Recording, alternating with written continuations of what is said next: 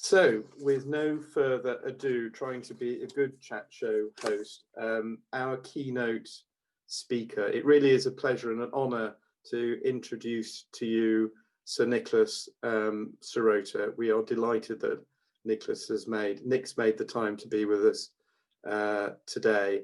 I think pretty much everyone on this webinar will know that really no one has had more influence on the visual arts in the UK in recent decades than Nick.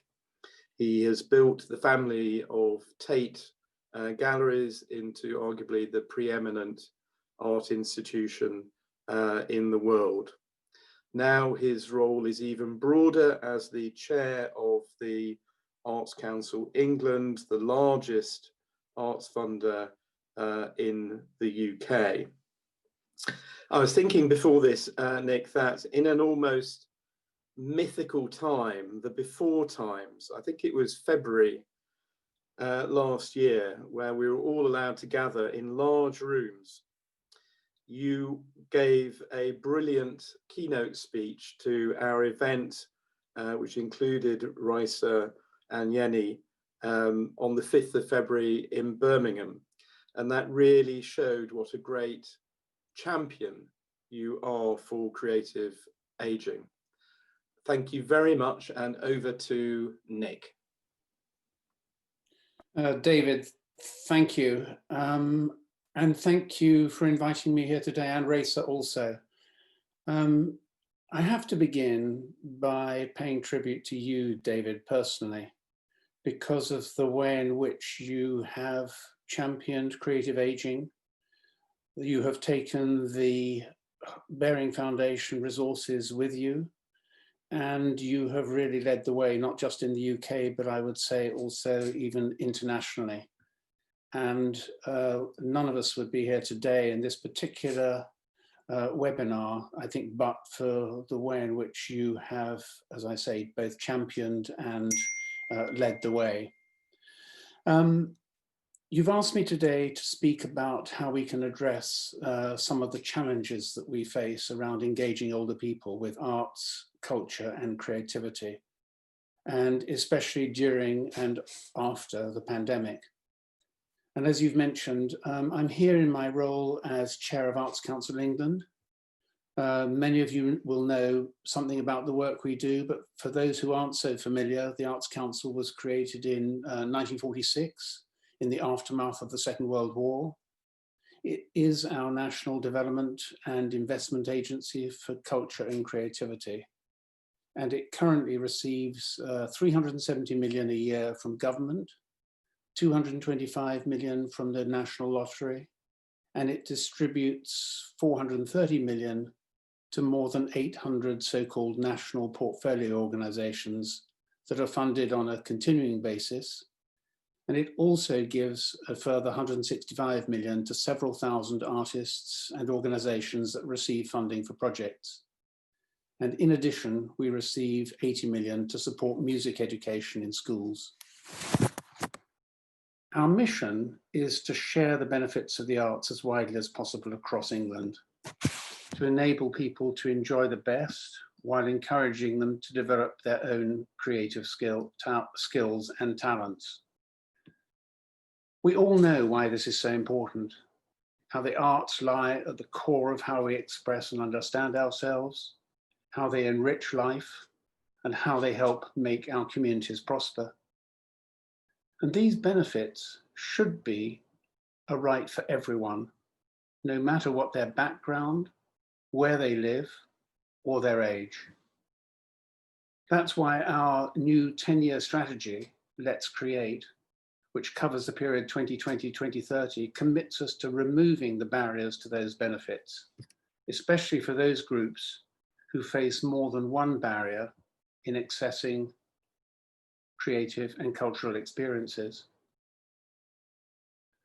We're here today to discuss how to improve that access for one group in particular, that is older people. And there's plenty of data available to back up the anecdotal evidence, much of it, I have to say, gathered as a result of the Bearing Foundation's interest. The UK government's taking part survey, which measures participation in cultural and sporting activities across England, shows that cultural engagement declined sharply amongst older people. The most recent data tells us that only 64% of the over 75s have engaged with the arts in the last 12 months. And that is the lowest proportion of any age group, and a steep drop from the rate of 78% for 65 to 74-year-olds. So between those two decades, 65 to 74 and over 75, you see a drop from 78 down to 64. Similarly, the 2015 survey conducted for the Arts Council showed that nearly 40% of the over 65s found it more difficult to take part in cultural activities than when they were younger. And this is happening despite culture being highly valued by older people. In the same survey, over 3/4 of the respondents said that the arts were important for making them feel happy, and 70% said that cultural activities were important for improving their overall quality of life. Age UK, the leading British NGO in the area, has also found that creative and cultural participation was the single most important factor in improving well-being among older people. So while it's clear that older people deeply value the chance to engage with culture, there are obstacles that prevent many of them from taking part in the activities they used to love. And that's not a problem just for them. I think it's a problem for cultural organizations as well, because they're not only losing huge sections of their audiences, but they're also missing the creative input of a group of people with valuable perspectives and experience. And we know that older people are an asset in so many ways, not only as audience members, but as leaders, trustees, volunteers, mentors, and trainers. Many arts organizations and many art forms could not manage without them.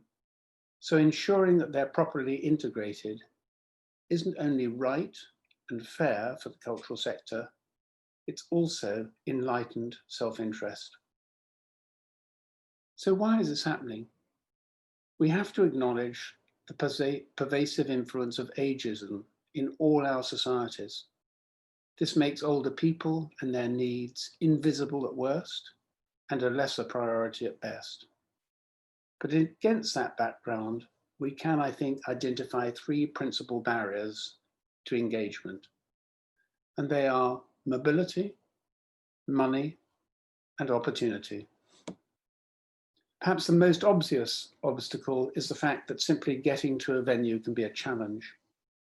Some people may no longer be able to drive and may not feel confident about taking public transport alone, even where public transport exists. And in many parts of the United Kingdom, and particularly rural areas, public transport has almost disappeared. Even if they can get there, we find that too many venues are still difficult to access for people with more limited mobility and motor skills. Other factors, such as the cost of a ticket or not having anyone to attend activities with, are further barriers that can prevent older people from engaging in cultural activities. And we can't consider any one of these factors alone. They often reinforce each other. We know, for example, that isolation can be compounded by disability. Financial constraints can be further enhanced by characteristics such as gender and ethnicity.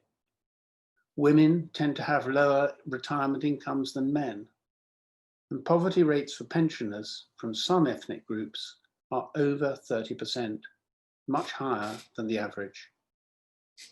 It's therefore that we bear in mind the way that all of these factors can intersect, so we can create solutions that take into account the wide range of circumstances facing different groups of older people. So what are we doing about the challenges? How can we remove these barriers? Since 2013, the Arts Council has been working in partnership with the Baring Foundation on the development of Celebrating Age. As I said earlier, the Baring Foundation really has been the pioneer, and we have been very, very pleased and indeed honoured to work with them. Celebrating Age is a programme which provides grants to help cultural organisations develop programmes that focus on engaging older people. Engagement means that activities on offer are developed with the input of older people, or that they showcase work by older artists and performers, or that they take cultural activities into places where older people find it easier to take part. So far, we've invested nearly 4 million in 32 Celebrating Age projects and have worked with 64,000 older people. Evaluations of Celebrating Age have shown that the fantastic impact that it is having in animating the lives of older people.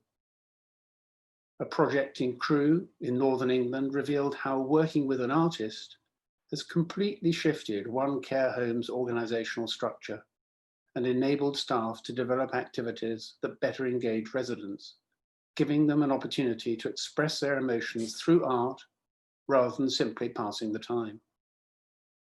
At Farnham Maltings in the southeast, a woman taking part in dance workshops told us how the project had restored her sense of identity and brought her closer to her daughters by giving her something to share with them. Her daughters in turn said they loved telephoning her after each rehearsal and to hear her enthusiasm and excitement in her voice. And another project in Thirsk, North Yorkshire, told us how one participant who had given up her art practice due to arthritis found the pain of her condition was lessened when she took part in craft sessions run by Rural Arts. The sessions also provided an opportunity to build her confidence and develop more of a social life after moving away from her home and into care. These are just 3 of the many positive stories, but they demonstrate that cultural engagement can improve the quality of care on offer and can help older people to develop or indeed regain a sense of identity, of their own identity. It can help ease physical pain, increase confidence, it can, and self-esteem. It can improve social ties and lessen feelings of loneliness and isolation. Celebrating Age is not only the work, Celebrating Age is not the only work we are doing in this area. Many of the organisations we fund via our national portfolio run exciting projects that are designed to find ways of removing or working around age-related barriers. The New Vic Theatre in Newcastle-under-Lyme, for example, runs the Live Age Festival, dedicated to celebrating creativity in later life and showcasing artistic work by local older people. Then there is the Creative Encounters programme run by Spitalfields Music in London, which runs creative sessions in care homes across Tower Hamlets in East London, while the Elders Company at Chichester Festival Theatre provides opportunities for people over 55 to work with professional writers.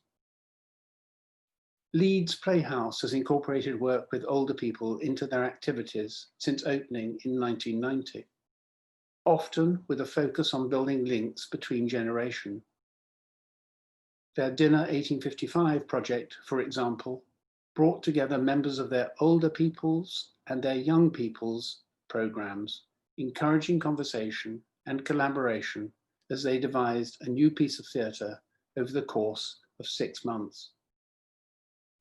This kind of intergenerational work can be especially valuable, and I've seen many examples of what can be achieved when young people and older people collaborate, with younger artists surprised and delighted to see the impact of their work on older generations, while older people, who usually feel ignored by young people, including their own families, find themselves valued and understood.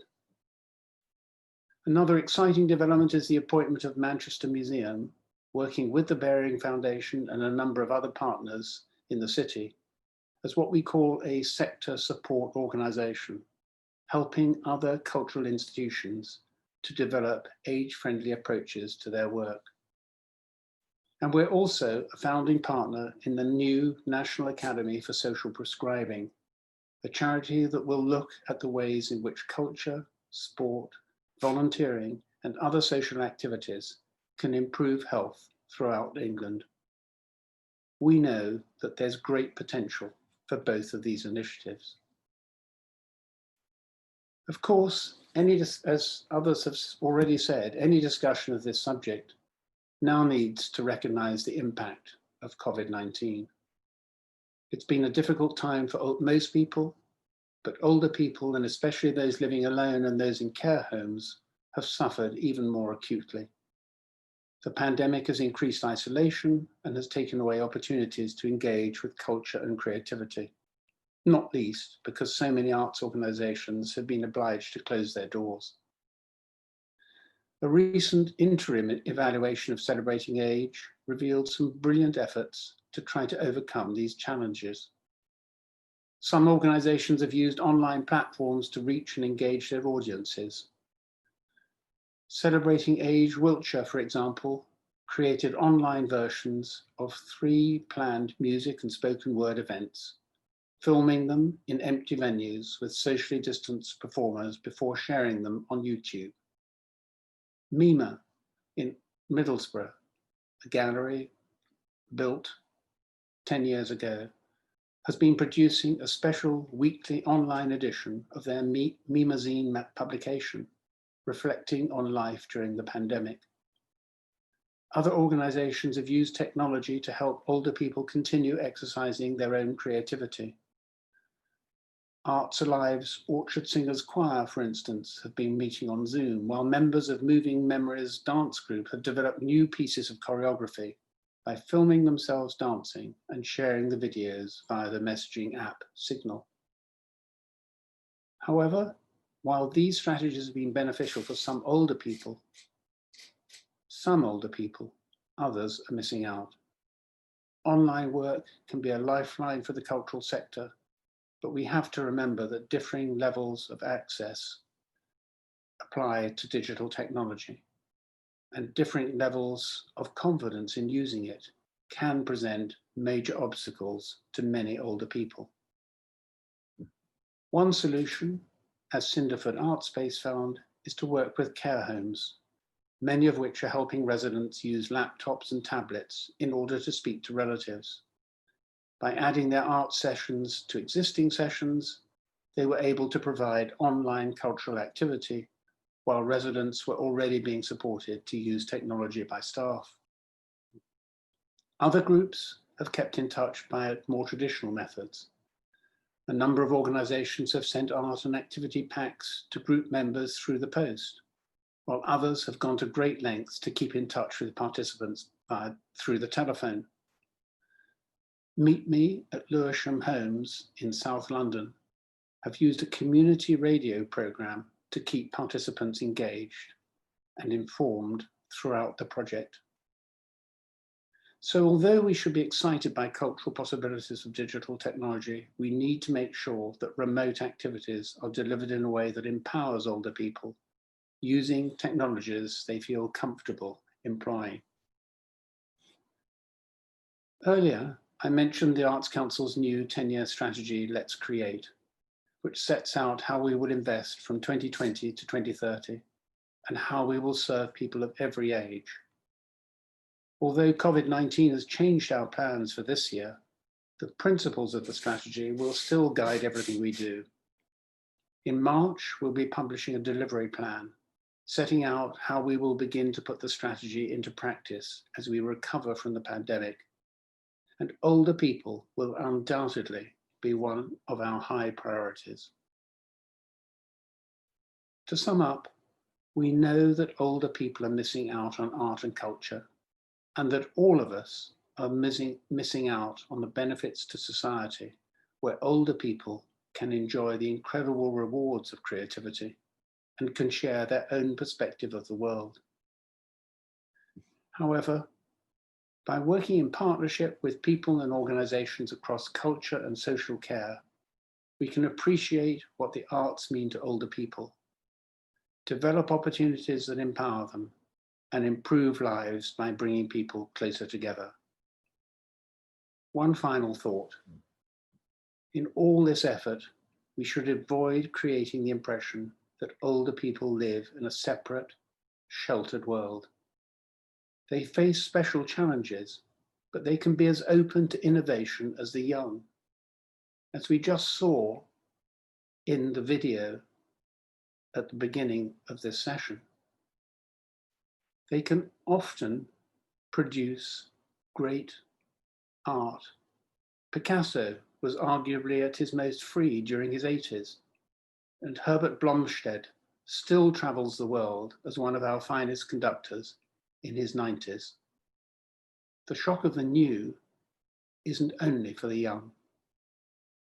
Thank you for joining us today. Thank you for your attention. It's been a pleasure to speak to you, and I look forward to hearing how the discussion around the arts and older people continues to evolve today and in the future. David, Racer, thank you. I'm going to come in now on behalf of David, everyone. you're muted still. Actually, I've taken myself off mute. Can everyone hear me now? Yes.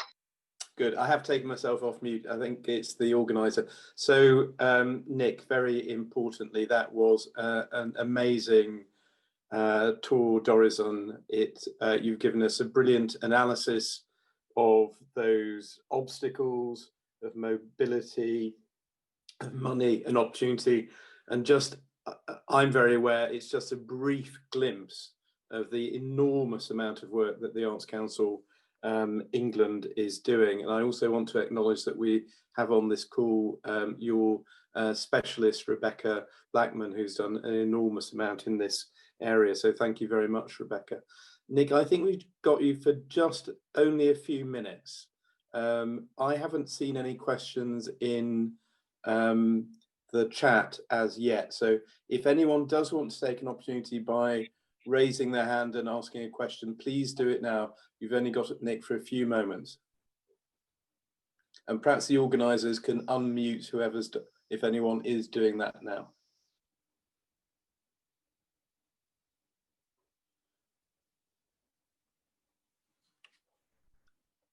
I mean, David, perhaps I could just say, while questions are coming in, I mean, clearly I mentioned the Arts Council's strategy, Let's Create. That is intended, of course, to shape the way in which we move and the organisations which we support should move over the next 10 years.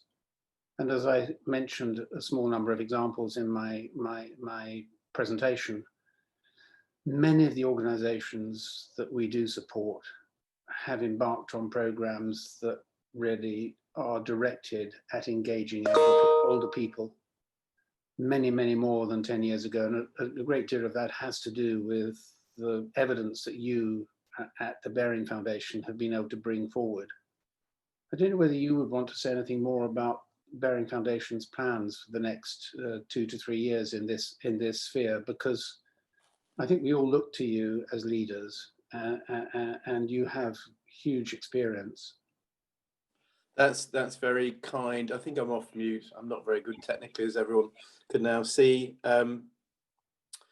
We are riding two horses at the moment because we've started a new programme about arts and mental health, and obviously there's a crossover here, and there's a lot on our website about what we're trying to do on this very important subject, which I know is also of interest to the Arts Council England. But when it comes to the creative ageing, today's topic, I'd just like to pick out 3 things very quickly. You've already mentioned the sector development body that we're funding in England. Virginia Tandy is with us today from that body. I hope that's going to be an important development. Virginia's now getting that off the ground, and it mirrors work that we're funding in Scotland. There's also, of course, a lot of work in Wales and Northern Ireland. Secondly, with our colleagues, the RAIN Foundation, we're funding something that we've called and National Arts in Care Homes Day, which went tremendously well last year and is now coming up to its third year. As part of that, we are beginning to think about, actually inspired by the Arts Council, the question of what would it look like to have a universal offer of creativity and culture in every care home. How could that system be best organized? Because it's got many different components. So we are about to write a discussion document on that, but very importantly, then go out to care home residents and to care home staff to ask them and to consult with them about what their views about what that total system would look like and how we can all play our part in supporting it. So that's just a few things that we're up to at the moment. Now, I'm trying to check, not very well, if there are incoming questions before we, for those of us that are not living in the UK and England, Nick's day job is quite busy and there's quite a few things that the Arts Council are up to. So we've got him. David, I'm going to stay with you for a while, actually. That's great. I'm not disappearing, so I may add something in the chat. I mean, I would simply pick up the comment that is in the most recent comment in the chat about this issue about intergenerational work. Yeah. I mean, I made a reference to it in my presentation. I would simply say that I don't think you can set enough store by the value of that intergenerational connection. I mean, if the one thing the pandemic has done, it has made us aware of how many people there are in care homes across the country. I mean, they're no longer hidden to the degree that they were. They are a part of the community that people recognize as being genuinely their responsibility, as well as the responsibility of, you know, an individual care home. I think that we need to take that as a positive coming out of the pandemic and not allow the care homes to disappear into the background again. And I'm sure it'll be something that we try to address, an issue that we try to address through the strategy in encouraging the 800 organizations that we support, where appropriate, to be involved with older people in care homes as well as those living alone. Personally, I think that's absolutely wonderful. Quite a few years ago, we had a small funding program called Creativity in Care Homes, and it really, that was funding for arts organisations to act as bridges between care homes, which can often feel quite isolated from the community, into the broader community. So I couldn't agree more with you. I'm just looking at the questions before we move on from this.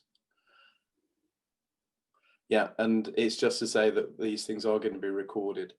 Okay, well, if everyone is happy with that, and we do have a question from Emma.